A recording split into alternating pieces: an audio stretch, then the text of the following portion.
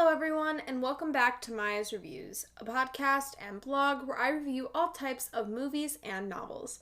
I'm Maya, and thank you for joining me for another movie review today. I promise that I am not just doing movie reviews now. This is just how it happens to fall.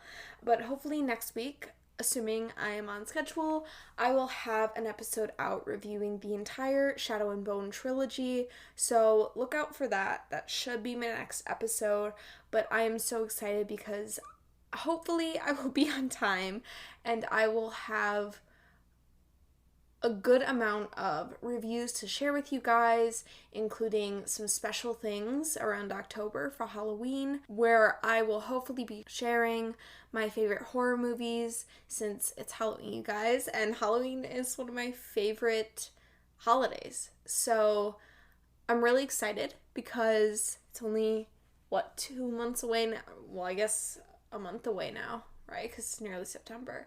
But I am so excited for today's review because while it is definitely an interesting one, I don't necessarily know how I feel about it. That's not true. Like, I know what my rating is, but in my heart, it's a different thing. So we'll see, and I will go over my review today. Today, I'm reviewing They/Them, which came out this year, directed by John Logan.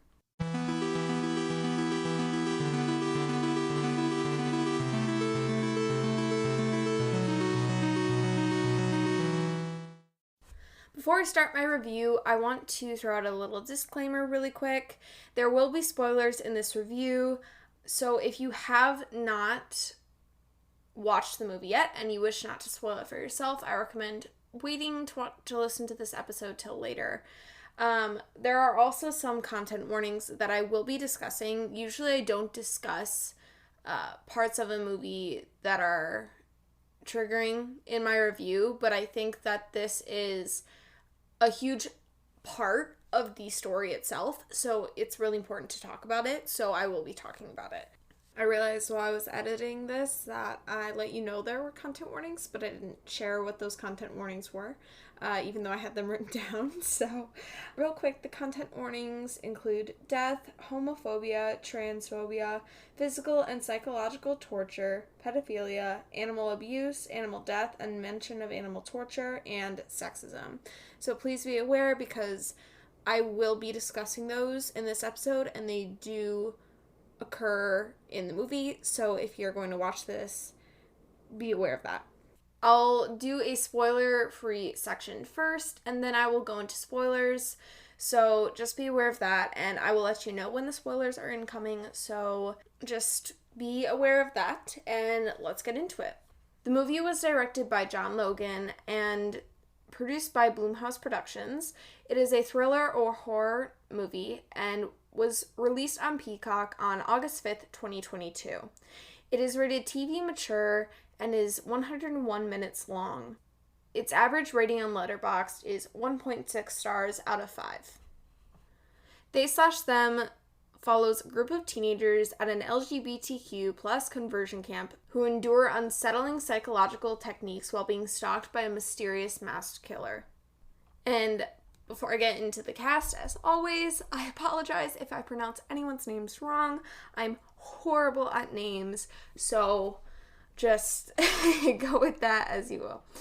The movie stars Kevin Bacon as Owen Whistler, Theo Germain as Jordan Lewis, Anna Chlumsky as Molly Erickson, Carrie Preston as Dr. Cora Whistler, Katan as Alexandra Chavin, Austin Crute as Toby O'Neill, Anna Lore as Kim Hartman, Monique Kim as Veronica Lim, Cooper Koch as Stuart Smith-Williams, Darwin Del Fabro as Gabriel Hernandez, Haley Griffith as Sarah Cahan, Boone Platt as Zane Whistler, and Mark Ashworth as Balthazar Riggs. So the movie takes place in modern times, and as the description says, it takes place at a conversion camp, which the premise was interesting to me. I was actually really excited for this movie. The idea of people going to a conversion camp and already that experience in itself is horrible enough, but then on top of that you have a killer walking around. That was intriguing to me. So I was looking forward to watching this movie because I was expecting it to be truly horrific. And then it came out and the reviews were horrible. Everyone was saying they hated this movie. And so I had talked to my friend about wanting to watch this movie, and I was like, you know what, they're saying it's horrible, but you know what, we should watch it anyways. So what we did was we set up a tent in my friend's backyard, and we were in the pitch black watching this movie, and I think that is one of the only reasons I enjoyed it. I will say that objectively, this is a horrible movie. There's really nothing exciting about it when you actually watch it. It's not really a scary movie, and I'll get into what really scared me later, probably in the spoiler section. If not, it'll be in here. But this was not really a scary movie. It was,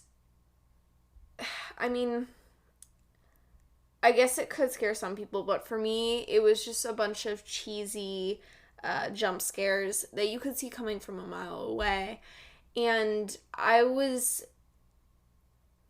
definitely entertained while I watched this movie, but again, I don't think it was because of the movie itself. I think it was the fact that I was watching a new horror movie in the dark in a tent, and I immersed myself into the scariness, right? So I think the setting in which I watched this, and I watched it with a friend, so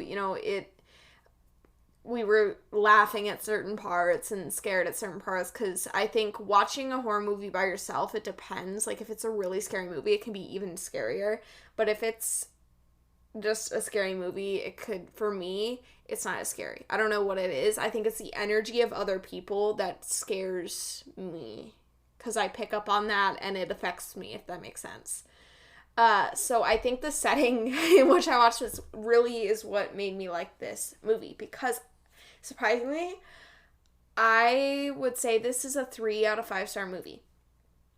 I enjoyed it. Objectively, I said it is a horrible movie. I know a lot of people hated it, but for me, I don't know what it was, but I did enjoy it. Would I watch this movie again? Absolutely not. But I did like the experience that I had while watching this movie. So I think it's in the middle. It's in the middle, because there are a lot of parts that I did not like about this movie, and there were some that I really enjoyed and I think are important, especially in the horror genre. So I will get into that in a second. The movie promises a slasher feel. That's how it was marketed. And so I was looking forward to kind of a Friday the 13th type of thing. Because Kevin Bacon was in the original Friday the 13th. So I was kind of like, oh, that's funny. That'll be cool. And throughout the movie, they do make little remarks relating to Friday the 13th. I think one of the girls literally says that they're expecting Jason Voorhees to walk out of the woods, and I was like, oh. I think the main thing with this movie is the idea was there, but I think the execution was poor. The characters and the casting, the acting was pretty good, I would say. I think it was just the script and the plot itself that made this movie really fall flat. And I can't really get into a lot of why that is till I get to the spoilers, so I'm just going to keep it basic for right now. But I would say this does not feel like a slasher at all. You kind of go in expecting for the characters at the conversion camp, not the counselors or whatever you would call them, the owners of the camp. You would think that the campers themselves would be the ones getting murdered. And I feel like if it had gone that way, it would have made this movie so much more interesting. But the thing is that the characters don't really know that they're in danger the entire time. Like, they know, obviously, being at a conversion camp in itself is dangerous. There are so many things wrong with that.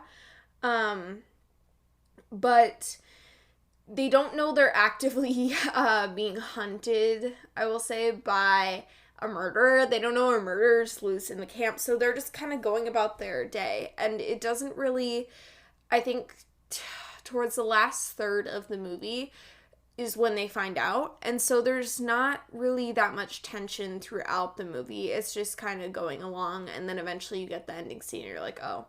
So I think that's one of my complaints, is that there was not enough tension in this movie to make me genuinely feel fear. The horror for me came more from psychological elements and being unsettled than anything. There are some kills in here, but like I said, you can see them come from a long ways away, and they're not unsettling. They're not scary. So I think the scariest parts came from the psychological elements that I will get into in my spoiler section. I will say that the struggles of the characters felt real. I think the characters were my favorite part. And I hesitate to say that this is good representation of the LGBTQ community, because there's a lot of stereotyping that is going on. But then on the other hand, a lot of struggles that people deal with in the community are brought up, and I felt very real. I don't know if they're dealt with the best, but they definitely felt real, and I could definitely relate to some of these struggles that these characters were having. So I think in a way it has some good representation, but in another way it does not at all. And obviously there is some romance in this movie. I really, really enjoyed the one couple. I think it was it Veronica, and is her name Kim? Let me see. Yeah, Veronica and Kim. I really enjoyed their relationship. I think it added some things to the movie. But a lot of the characters are questioning their sexuality, and they are in this conversion camp, which at the beginning seems to be friendlier than normal conversion camps. You know, they're not like spewing hatred at the characters, and then it swiftly takes a turn and you're like, oh no, this is just a regular conversion camp where people are being told not to be themselves. And with the romance, I will say there were some very uncomfortable and just random sex scenes in the movie that I feel like didn't have to be included. If they wanted to allude to it, I think it would have been fine, but they were so just in your face that they just were, and they were so random too, that they didn't really flow with the story, and it was just random. And I was like, you guys don't have to be exactly like Friday the 13th. Like, you don't have to do this just randomly in the movie. Also too, there's a random musical number in the middle of the movie to a Pink song, and I'm not a huge fan of Pink. I don't think I've listened to many of their songs since like 2015. And it was just random. It was unneeded, unwanted. I've been trying to get it out of my mind for a long time. And I don't know. There were, like I said, there's some things in here that I liked. I'll get into what I liked, because it sounds right now like I don't like anything in this movie, but I'll get into it. I don't know. It was, the musical number was definitely interesting, and I don't think it should have been in the movie at all. I don't think it was necessary or needed. It didn't do anything for the story. It was just there. And it was definitely an interesting part of the movie that I wish to forget. So, but now getting into more of what I liked, I guess, the parts of the movie that really scared me. Like I said, they were more psychological. The kill scenes didn't really upset me. They didn't really scare me, because the people being killed were horrible people. And I don't think anyone deserves to die in a horrible way, but like, they were horrible people. There are quite a few, I think there's at least 3 that I recognized pedophiles in this movie. Characters, not the actors. Jeez. The one guy, I think, was it Balthazar? I think, was spying on girls while they were showering. He had a camera in the bathroom. And, like I said, I'm not saying the people who are gross in this movie got what they deserved, but I think they got what they deserved. And then there's I think they're a married couple. I think it's Zane and Sarah, who steal these kids' phones, the campers' phones, and just look through their phones at their photos, and they're just gross. And one of the key parts, too, is that I'm pretty sure Zane and Sarah were both gay, and they had came to this conversion camp, and then they stayed as counselors, and it shows how hypocritical a lot of the evil characters in this movie are. The killer themselves was not unexpected. I kind of saw it coming. It wasn't their reveal wasn't very creative. It didn't make me go like, oh my gosh, I didn't expect that at all. It was just kind of there. And it was lackluster. Like, it didn't really do anything for me. There was one twist, though, that I did not expect. And I will get into that in the spoilers. But I turned to my friend and I was like, oh my gosh, this is, wow, okay. So I did not expect some parts, but a lot of the movie was predictable. Which sometimes I don't really care about, but I think with this movie there was so much going wrong that I was like, come on, like at least make it unpredictable, I will say that this movie is very cheesy. It's very cringy, very stereotypy, and I think a lot of things are wrong. Majority of the things in this movie are wrong. I think are bad. I think the only thing that I truly enjoyed was the characters and their struggles and how realistic those struggles really were. Some of the psychological horror that came in with the conversion camp, because, they're conversion camps. They're playing mind games to damage the people there. And I think, like I said, the setting I watched this in really, really impacted my rating of the movie. But objectively, I think this is a pretty bad movie. I hate to say that about things because a lot of work goes into movies and books and all types of media.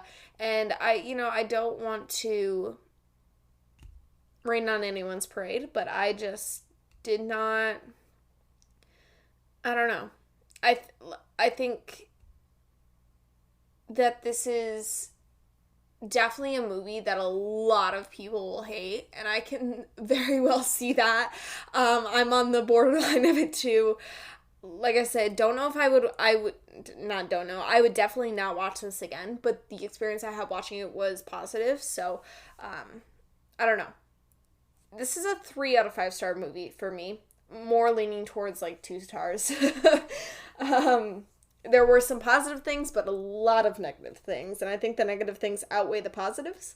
But, my opinion. Oh, and I do want to mention really quick, because I nearly forgot. I do wish that the movie went more into the history of the Whistler camp, because I feel like that would have been more interesting. They kind of allude to a little bit of the history, but I would really enjoy knowing more about it. I feel like that would make it more horrific to see the history of this place.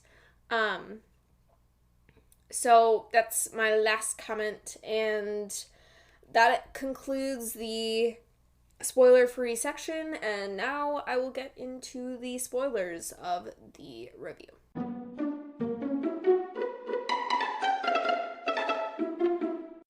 Interested in starting a podcast but don't know where to start? I bet you haven't heard of Anchor, an app and site that makes it super easy to create your own. Not only is it free, but Anchor also allows you to make money from your podcast with no minimum listenership. Trust me, I wouldn't be sponsored if that weren't the case. Anchor distributes your podcast for you to Spotify, Apple Podcasts, and more platforms, all with no hassle on your part. Anchor also has creation tools that allow you to record and edit your podcast right from your phone or computer. I mean, how do you think I got this awesome intro music? Podcasting can seem intimidating at first, but with Anchor, it doesn't have to be. It's everything you need all in one place. Download the free Anchor app or go to anchor.fm to get started. That's anchor.fm to get started today.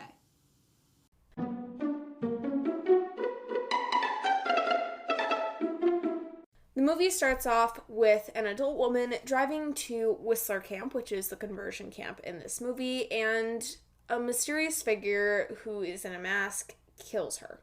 And it's very, very predictable. And then in the morning, you see a group of people, the campers, arrive at Whistler Camp, which is run by Owen Whistler. He introduces the camp as an inclusive, safe space and promises that they will not forcefully try to convert them into straight and cis people.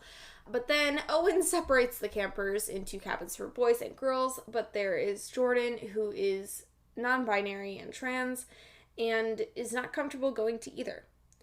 And then Owen assigns Jordan to the boys' cabin because Owen's a jerk. The group is basically forced to come together into a circle and share why they came to the Whistler camp. And during this scene, you see a lot of vulnerability, and I think this is one of the best scenes of the movie for the characters because it really establishes the basis at why all the characters are here at Whistler camp. It really shows you the struggles that they all deal with, and it really develops the characters as human. And so that's why I think the characters are the best part of this movie, is because they are pretty well developed. They have good actors behind them, and they are the focus of the story. So Jordan basically says they made a deal with their religious family to attend for a week so they could legally emancipate themselves. The next morning, Owen calls out Alexandra for not sharing that she is trans, and he makes her go to the boys' cabin for dishonesty, which proves right then and there that this is not an inclusive safe space, because obviously some of these people are not comfortable sharing that. They're at a conversion camp. Why would they trust you? And so it paints Owen as the bad guy, which he is. So then you see Molly, which is the camp's new nurse, be convinced to give Alexandra her estrogen hormone, which kind of makes you wonder what's going on with Molly. What's going on with her? Because she seems to be kind of an ally at this camp and be helping the kids. And then later, the group is split into pairs, and they're handcuffed together, and they're told to walk into the woods alone. And then Owen's like, oh, you'll be fine. We'll regroup in the morning. And you're waiting for something to happen to them because they're in the woods and they're handcuffed together. Also, my question was, what's the point of that? It just seemed random, and so I didn't really understand it. But then in the woods, Jordan and Alexandra see the murderer, who they don't know is the murderer, but they just see them and just ignore them. That's all that happens. No one gets murdered. And you're like, well, what was the point? What was the point of that? And then the next day, the camp's therapist, Cora Whistler, basically belittles members of the group for their sexualities and gender identities, including Jordan, and especially Jordan. This is one of the most disturbing scenes to me. There's one that really takes the cake, but this one is definitely one of those where Dr. Whistler just bites into Jordan. She absolutely just mentally tears Jordan apart by essentially harassing them for being non-binary And it is really, really triggering if you've been in that place before where someone is really hating you for just being yourself. And so I think that was one of the scenes, even though it's not necessarily a horror movie type thing, I think it was really disturbing. And I think that's what I mean by it being more psychologically disturbing than physically disturbing, if that makes sense. Like, there's not, I guess there's gore, but the gore didn't really affect me. It didn't make me upset because, like I said, the people who get killed kind of deserve it. None of the campers die, which is, I think, one of my biggest complaints, because it was kind of marketed to seem like these kids would be dying, and obviously, like, glad they didn't, because I loved all the characters that were campers, not the counselors, but it really made it boring because there was no, once it became clear that only the counselors were dying, it was very just, okay, I know my favorite character is going to make it out, so I don't have to worry for them, and so I kind of lost interest. But then Jordan, this is where the dance break comes in, you guys. Jordan returns to the boys' cabin, and they decide to cheer him up by dancing to Perfect by Pink. It's definitely a scene. I did not enjoy it. I think that's the cringiest and cheesiest part of the movie, and it's, I don't know, it was so unneeded, it was so unnecessary. I think the movie would have been perfectly fine without it.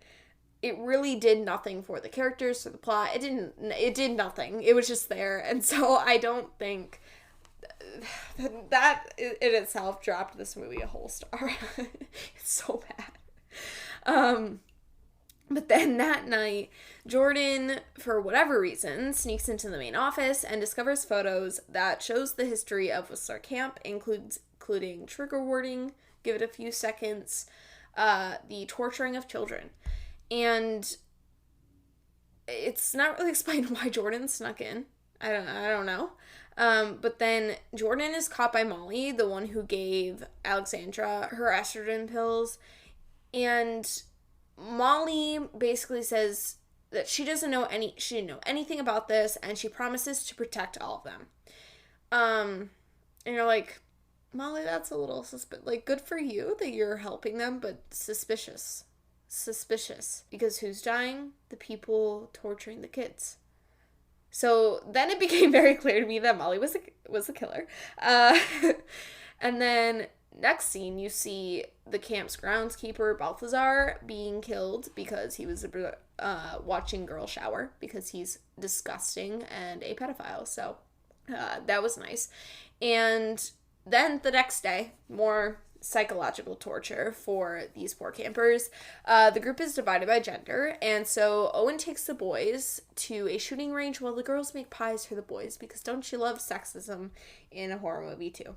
Jordan basically defeats Zane, which is, I'm pretty sure, was he the one that was gay? He was at the conversion camp and then stayed to help torture kids because, he's a jerk.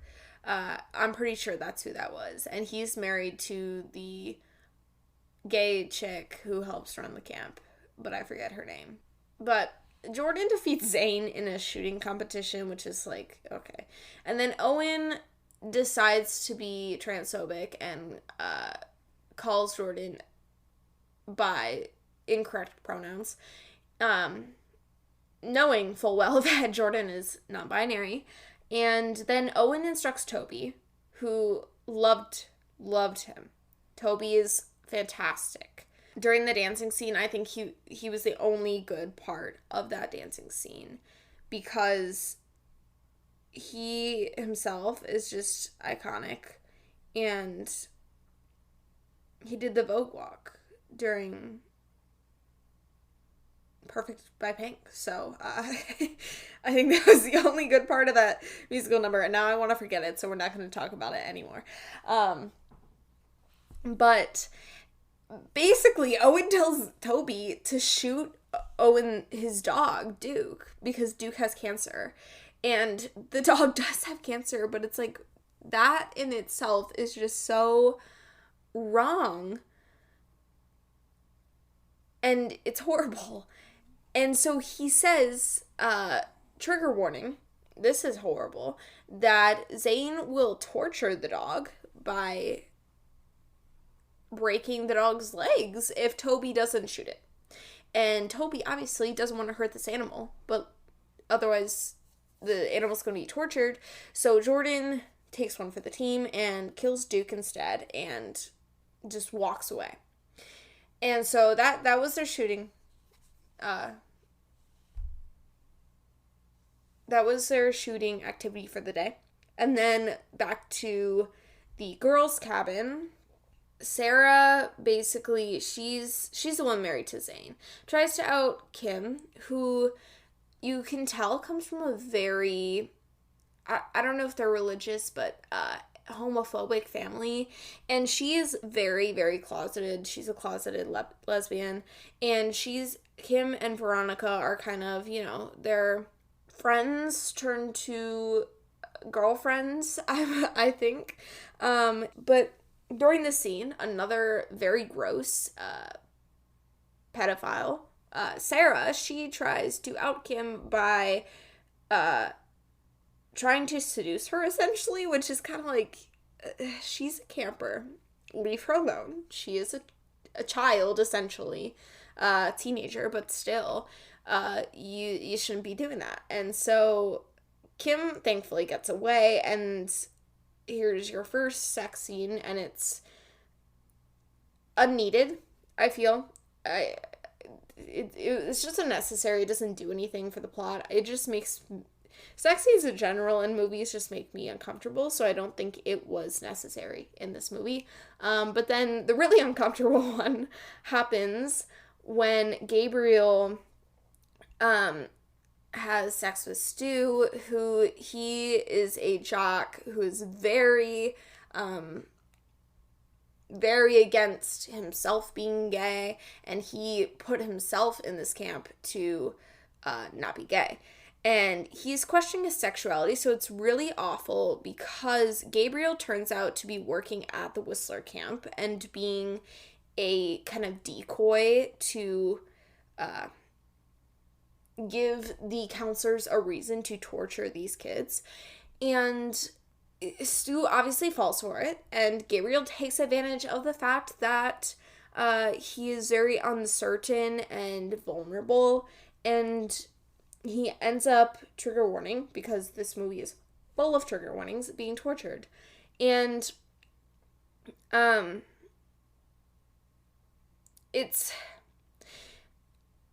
I feel like the inclusion of this torture, while it was the only horrific thing about this movie, honestly, the psychological and physical torture of these, the LGBTQ community in this movie, I don't necessarily think it was a good thing to have in this movie. I think it's very triggering and very horrific. I think it's important to recognize that people are horrible to other people and will do this to people because they're prejudiced. The amount that they showed of Stu being tortured was really uncomfortable and unsettling. And it wasn't an enjoyable experience watching that. I mean, I like being scared, but that was more an uncomfortable scariness than a fun one, if that makes sense. Because I don't like watching people getting tortured personally. But then Molly, she finds Stu unconscious and quits and says she'll go to the police, which I'm like, why would you do that? And then Owen threatens her, obviously. And then Zane and Sarah are murdered, and so is Gabriel, which I was like, heck yeah, do that. I was here for the murder at this point. And then this is where all the campers find the dead bodies, and they essentially know now that there's a murder, which, like I said, completely took away the tension and the horror aspects for me, because I was like, well, none of my favorite characters are going to die. All the people that are dying are the people that I hate, so, I wasn't really upset about it. And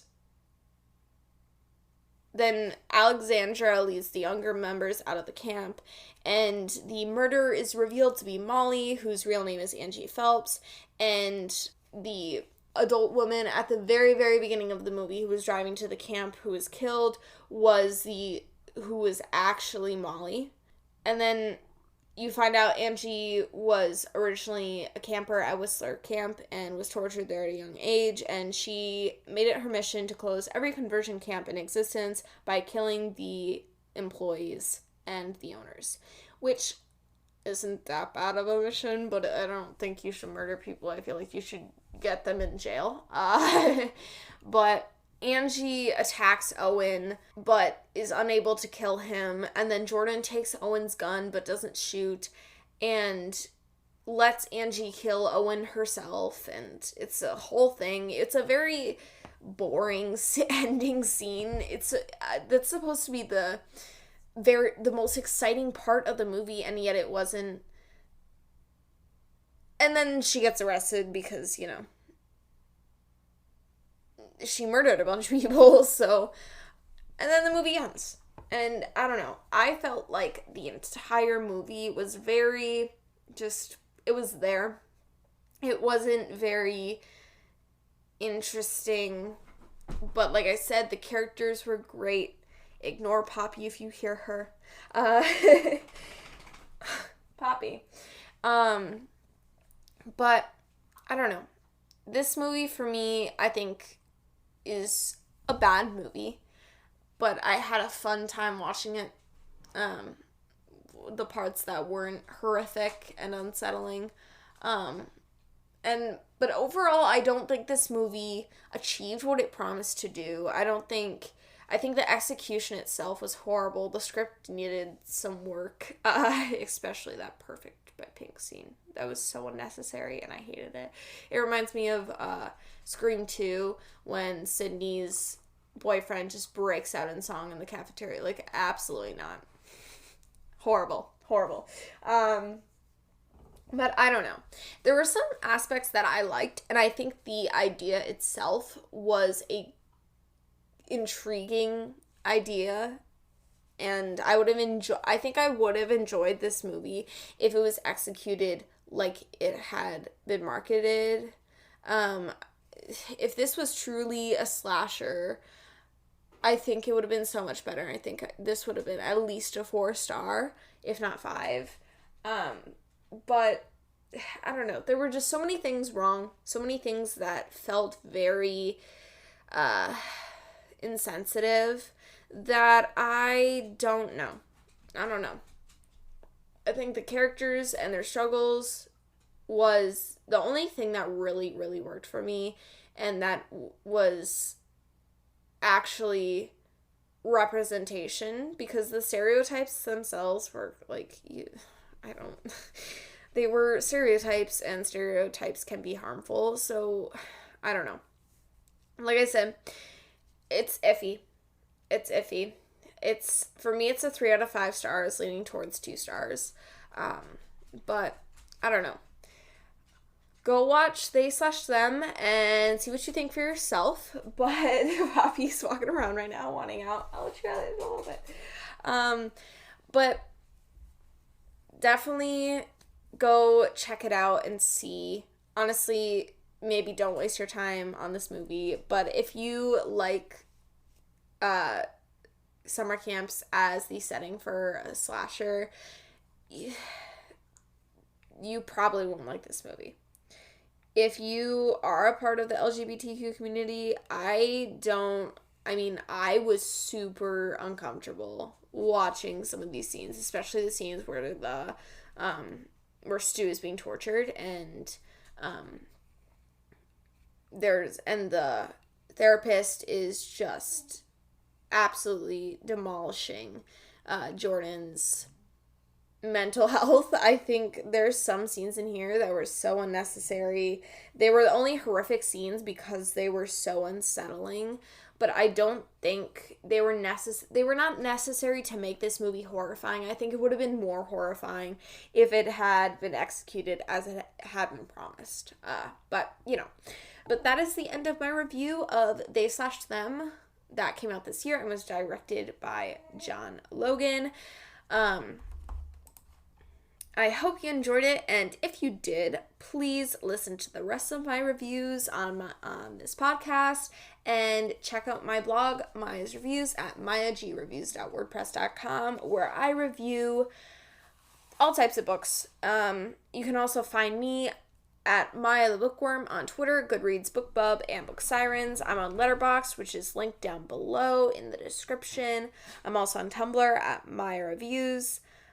If you want me to review your book or want to come on the podcast to discuss a novel or movie, maybe even just reach out to me, you can email me at mayagbookreviews@gmail.com. I do ask that if you are reaching out to a review request, interview, collab, blog tour, or anything publicity related, that you check out my publicity request page on my blog first and then email me. Thank you so much for listening, and happy reading. Happy, be quiet. Happy reading. Oh no, not happy reading. It's the wrong outro, you guys. Go watch They/Them.